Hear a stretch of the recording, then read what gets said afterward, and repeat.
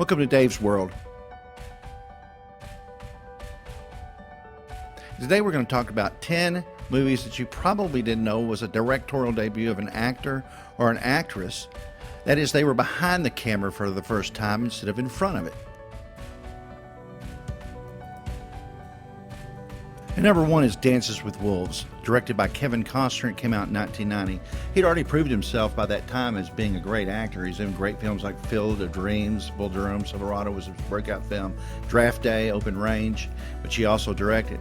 Now, the cinematography that was just skillfully done by Dean Simler and under the direction of Kevin Costner is just beautiful. The wide angles of the landscapes, the fight scenes, the close-ups, very well done. John Barry did the music composition for the film.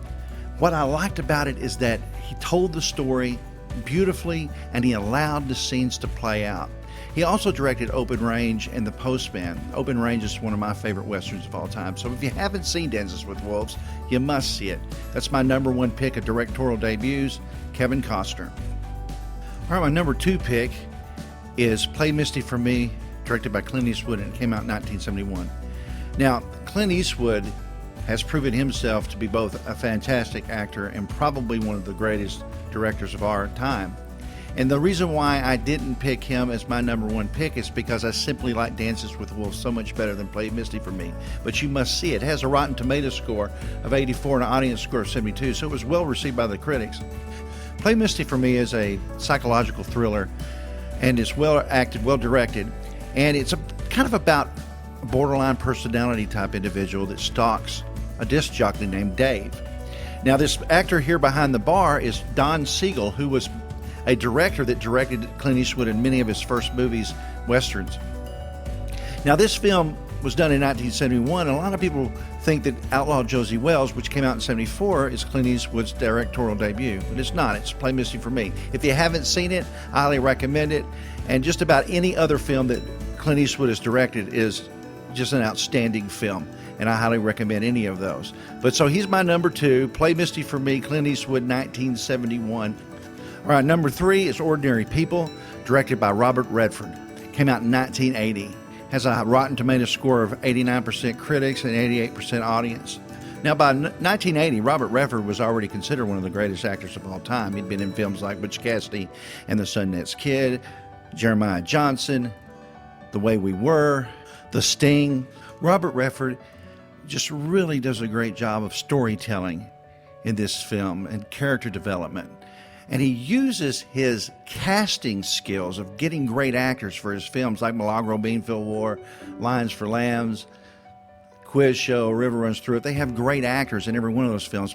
Now here, Donald Sutherland is cast as the father, Mary Tyler Moore as the mother, Judd Hirsch does a phenomenal job, and he was also nominated for Best Actor, Supporting Actor, and then Timothy Hutton.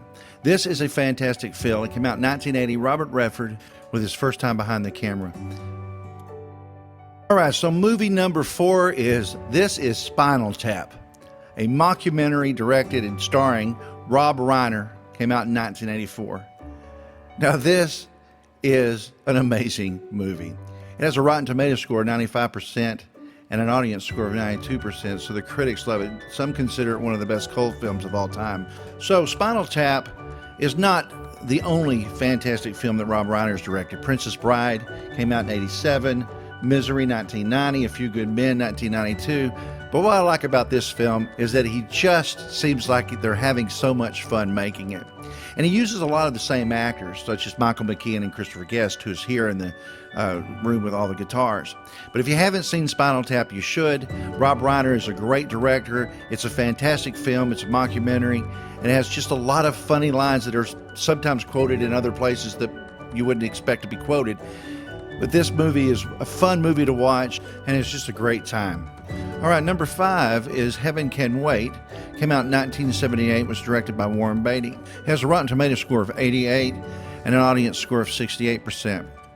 And Warren Beatty received 4 Academy Award nominations for this movie for Best Actor, Best Director, Best Writer, and Best Picture. So Heaven Can Wait tells a story about Joe Pendleton, who is a football quarterback, and he's going to take the team to the Super Bowl. But he has a car accident, and an overzealous angel thinks that he was supposed to have died, so takes him and he goes to heaven. Well, it's turned out that there was a mistake made.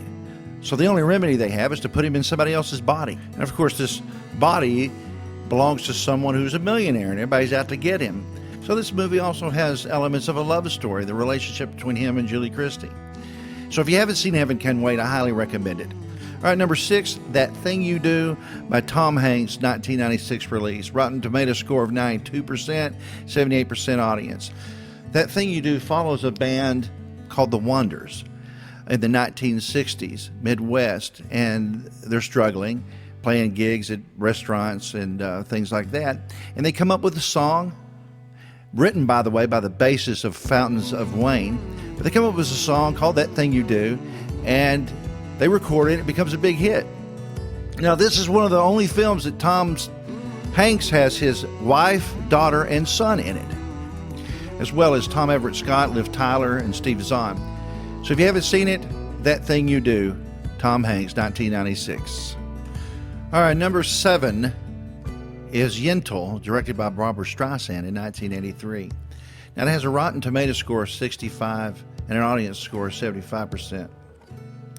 Even though the scores are not that high, Steven Spielberg called the film the best directorial debut since Citizen Kane came out in 1941. All right, so this movie follows Yentl, a Jewish woman in 1904 Eastern Europe that wants to learn and go to school, but she can't because of her religious restraints. So after her father dies, she moves to another town and goes to a Jewish religious school posing as a boy.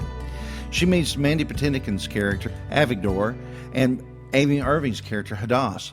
Now, this is a musical, but the only person that does any singing in this movie is Barbra Streisand, even though Mandy Patinkin is a Tony Award-winning singer. Number 8 is Grand Theft Auto. This movie was released in 1977. One of the interesting things about this movie is that a director, Roger Corman, had ran some tests on movie titles, and this one tested real well. And so he told Ron Howard, if you can write a screenplay around this title, he'll let him direct it. And so that's how he got hooked up with Grand Theft Auto. Now, it's got a horrible Rotten Tomatoes score, 23, and then a 35 audience score. It's a fun movie. I didn't say it's a great movie. And the reason why Ron Howard's directorial debut of 1977's Grand Theft Auto gets into this video is simply because everything else the man has done has been stellar. So it's fun to watch this movie just because it's the first movie that Ron Howard directed. So watch it for that reason. All right, so number 9 is a darker movie, and it's Gone Baby Gone, directed by Ben Affleck in 2007. It is a masterpiece, a very, very well-made movie. It has a Rotten Tomatoes score of 94 and an audience score of 86. Great cast. Casey Affleck, his brother, Ben's brother, has been in another movie with him. You might remember him from Good Will Hunting. But Michelle Monaghan is in it, Morgan Freeman, Ed Harris. Great performances. He knew how to get those performances out of it.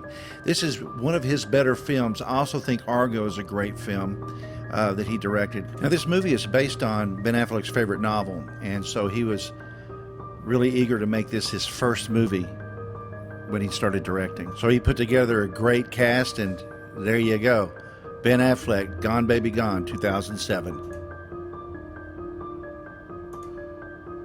Last film is Sling Blade, directed by Billy Bob Thornton, 1996. Now, Billy Bob Thornton has been in a lot of movies as an actor, and you probably remember him from 1993's Tombstone, in which he played a much larger guy than the character that he's playing here in Sling Blade. This is an excellent movie. It's based on a stand-up act that he did from time to time on a stage.